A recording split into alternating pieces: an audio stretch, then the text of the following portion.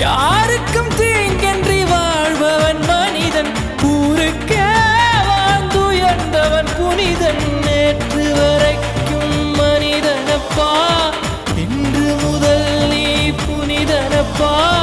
நேற்று வரைக்கும் மனிதனப்பா, இன்று முதல் நீ புனிதனப்பா.